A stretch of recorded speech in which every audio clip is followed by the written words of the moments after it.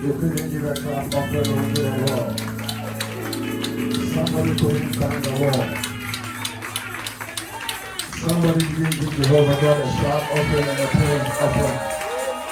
Somebody didn't sincerely come out of your heart and give him praise. Your thanksgiving, your clap offering is like a burnt offering unto the Lord. And Bible says that Cain and Abel brought a sacrifice unto the Lord. The Bible says that the sacrifice of Abel raised God.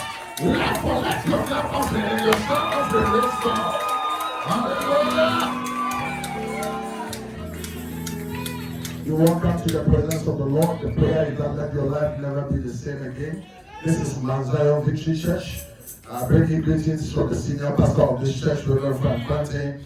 I know and I keep telling you that one of these days, your story is going to come up and it shall be a story of victory and a story of excellence. If you believe it, shout an amen unto the Lord. We have said that we want to trust God, and for us to trust God, we want to follow after the things of God and believe what His word says. Hallelujah. So for instance, we have said that we want to go to the ant and learn the way of the ant so that we will be wise. We have also said that because we trust Him, we will do whatsoever He asks us to do. And because we trust Him, we will not be offended by His word. Hallelujah. We will not be offended by His word. That any word that He tells us, we will trust and believe in it, even if it is against us. We will grow to become doers of those words and not resist God. Hallelujah. We today want to see the way God sees things. The thinkings of God when it comes to the children of God. Hallelujah. The idea that God has about us. And I keep thinking about it and I get worried because the idea God has for us is that we are one body of Christ. We belong to Christ. That is the thinking of God. And every child of God must begin to think the way God thinks and see things the way God sees things. It doesn't matter even if you see things differently, but see the way God sees things. You see, so for instance, if the Lord says that you are healed, believe that you are healed. Even if you are feeling pain in your body, you must believe what He has said, because what He has said will definitely become the truth. So even though there are divisiveness among us, we must see the way God sees things.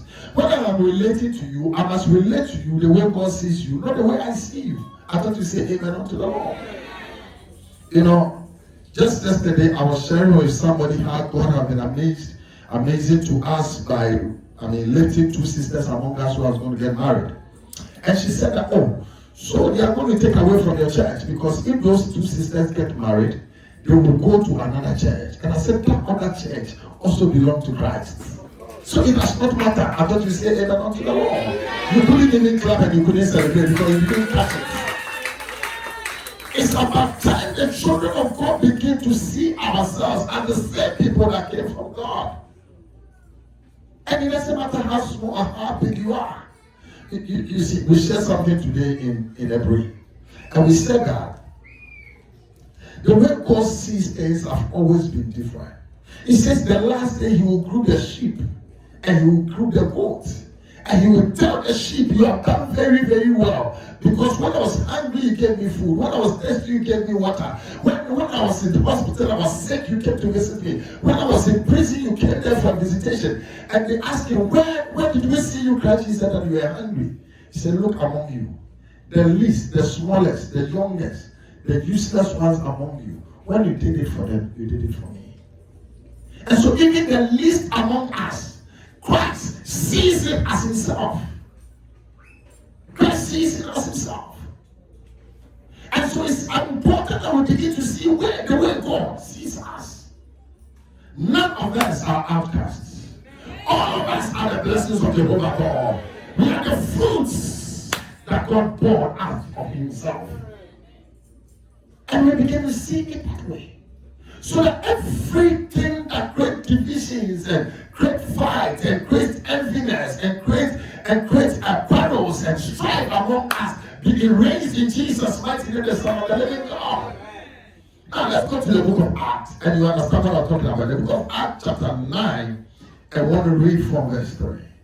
And as he journeyed, and it's talking about Paul, he came near Damascus, and suddenly there shined round about him a light from heaven.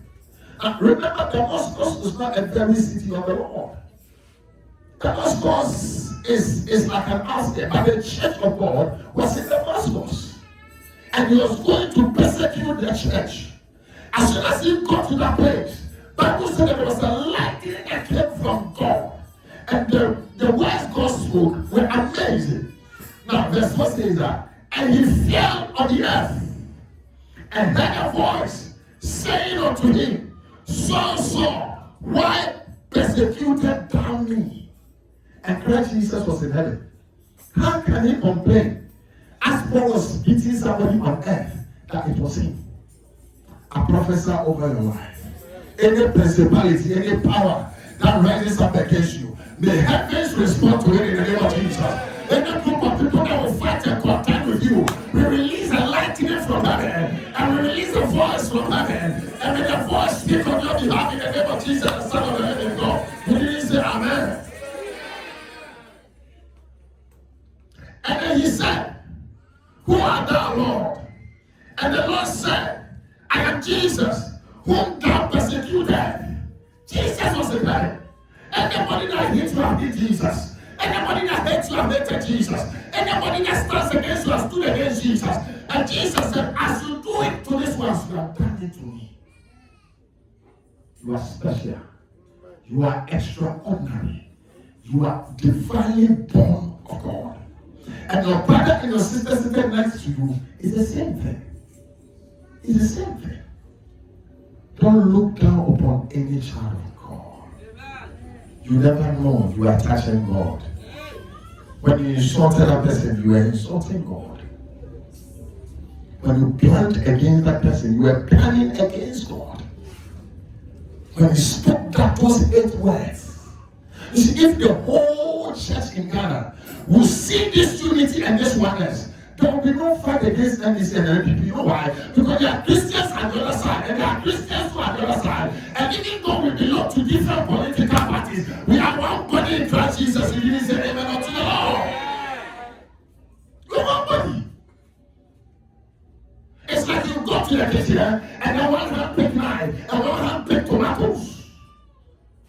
Even though one hand is holding knife, and the other one is holding tomatoes, there is no fight among them. Hallelujah. And then when the hand begins to cut your tomato, the target is not your hand. And if by mistake the hand touches your hand, the other hand holds it. If your right hand cut the left one, it will immediately throw the knife away and hold it. Because we are one body. May God open the eyes of believers in this nation and across the world to know that we are one body. He didn't say amen unto the Lord. So the Lord questioned him. Why are you persecuting me? And Jesus said, I am the one who thou persecuted. He said, it is hard for thee to kick against the bricks. Just as it is difficult for anybody to hit a brick, so will it be difficult for anybody to touch your life. Anybody that will kick you will kick a brick. You didn't say amen unto the Lord. Verse 6 says that he trembling and astonished said, Lord, what would thou have me to do? Hallelujah. And the Lord said unto him, arise and go into the city, and it shall be told thee what thou should do. And the men which journeyed with him stood speechless, hearing a voice, but seeing no one. That is how God sees you. That is how God wants to protect you. That's how God wants to preserve you. But remember that preservation that God wants to give me, He wants to give you the same thing. That thing that He wants to give you, He wants to give that your brother, that your sister, that your uncle who is also a believer. He wants to give that other person who is from the other tribe, and from the other region, and from the other country, and from the other continent. God wants you to know that you are the same, and He sees you the same. Therefore, we must see ourselves the same. I pray that God brings you revelation. I pray that God gives you understanding. The book of Ephesians chapter 5 verse 29 says something amazing. For no man ever yet hated his own flesh, but nourisheth and cherishes, even as the Lord does to the church. If you can't hate your own body, how do you hate me? If you cannot insult yourself, why do you insult me? If you cannot look down upon yourself, why do you look down upon me? We are the same body. That's a revelation. That is a mystery that God has given unto us. I therefore see you encouraging one another. I see you nourishing one another.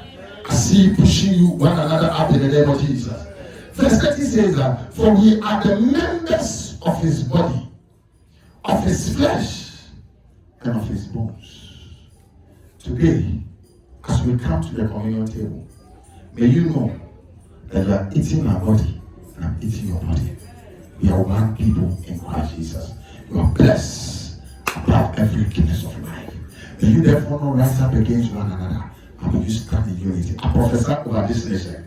Because of this word and the tentacles of Christ in this nation, where for all the political parties I see the children of God, may this bond and this oneness in Christ Jesus take this nation out of battles and war and anarchy and trouble. In the name of Jesus, the Son of the living God. And as we approach election, I prophesy the peace of God that surpasses all understanding. Anyone that will contend against this nation, may that person hit his feet against the wall and against the break. In Jesus' mighty name, the Son of the living God. And if you believe, you shall and heaven unto the Lord and put your hands together for Jesus. God bless you for listening to God's word.